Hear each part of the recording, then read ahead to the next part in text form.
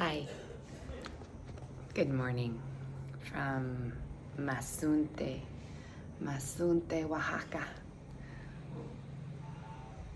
And good morning from Jaguar. So, I have come down here originally for a bachelorette party of one of my very best friends from growing up that we did in Mexico City, and it was absolutely phenomenal. I got to see the ruins of Teotihuacan. I'm mispronouncing that for sure. I would highly recommend, and got to go on my first hot air balloon ride, which was phenomenal. Would highly recommend as well, and it was a very good time. And now I'm down here in Oaxaca on the coast for a month, hoping to finish my first manuscript. So if you're watching this, I would appreciate a witnessing of that wish coming into being. Thank you.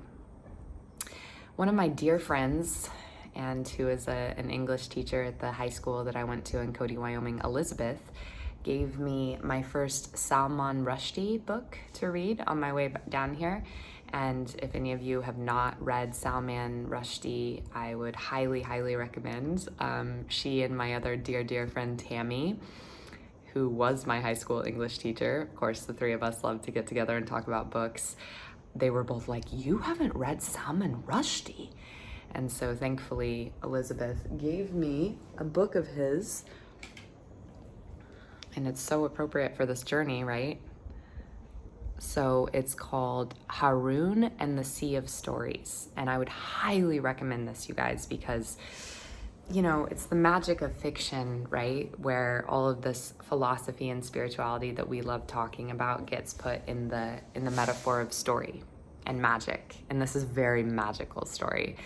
One of the most inspiring books I've ever read. So I wanted to read you this quote that I wrote down from it. And so in the story, there's the Gups and the Chups, the Guppies and the Chups, and they're at war with each other. And the Guppies talk and talk and talk, and they live in a world of perpetual light. And the Chups live in a world of perpetual dark and have had to take a vow of silence. So that there's like a lot of beautiful metaphors that come from that. But this is the quote I wanted to share, to just share this with you guys. The Guppies looked like a force with a common purpose.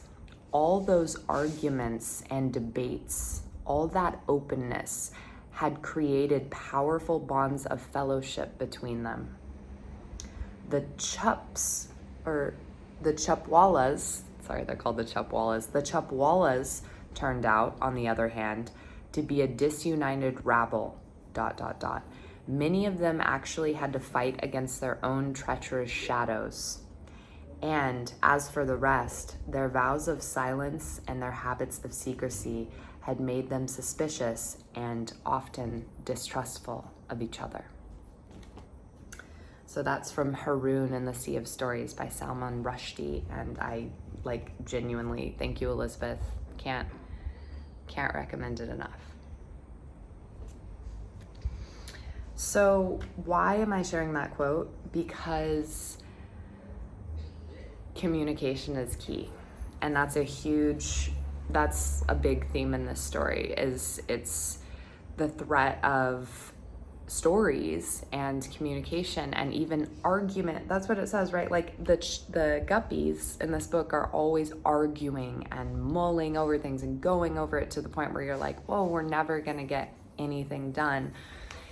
And yet this is such a clutch scene in the book, because all of this, what seems like argument and debate and is dialogue and talking things out, that openness that this engenders allows for them to trust each other, because they know that they've shared what they have to share and they've communicated what they need to communicate, and they've been willing to share and receive and go back and forth from all sides, versus those who in their silence have basically,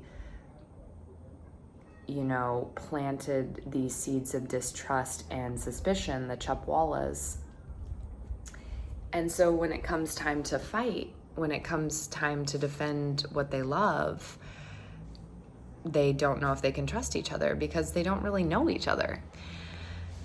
So I just wanted to encourage you to enter into dialogue, discussion, debate, even what could be called argument about what it is that you need, about what it is that you're really feeling, about whatever it is that you feel like you can't share because it would be better to just not say anything. It would be better to remain in silence. It would be better to be, as is so in this book, part of the cult of the zipped lips. It's not. Okay? It's not better. It's better for you in taking care of your own good self to share what you're feeling, even if that's going to change. And, you know, it can certainly help, right, to get in touch with that at first in the form of writing or recording yourself speaking or talking to yourself and allowing those things to come out and be unsilenced. And also, I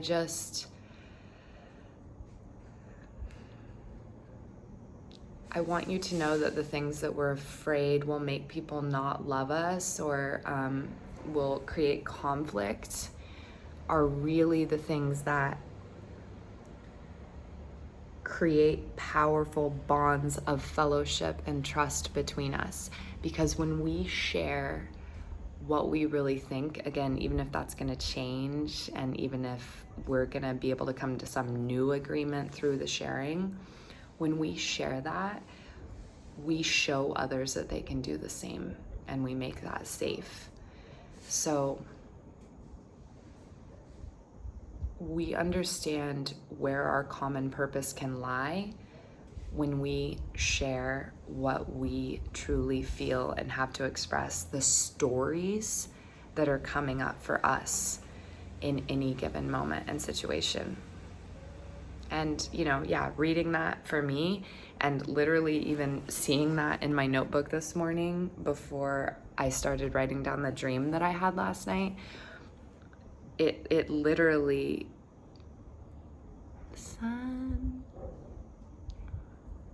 it literally helped me, that very quote, to share some difficult things this morning with a new friend that I've made. And I know that that conversation, which I was scared to have because it was very vulnerable, created and fostered and nurtured and allowed for more trust and fellowship between us. Like, we know each other more now. And that's like really loving ourselves, to feel like how we truly feel and what like our story is worth paying attention to, is worth sharing, is worth loving, is worth growing and intertwining with others through the sharing. So I'd love for this to encourage you to share some of your story in the comments or wherever you're going to share in the world. Remember, the things that you feel might disconnect you from others, through the true and authentic sharing of them, are actually going to be what do connect you. I'm proud of you. This isn't easy, and I know it's magical. It's magical how the things that we're most afraid of, the things that we think are most full of fear, are those truest portals and gateways to love. That's magic, right? Okay, I'll talk to you soon, and I'm sending you jaguar magic.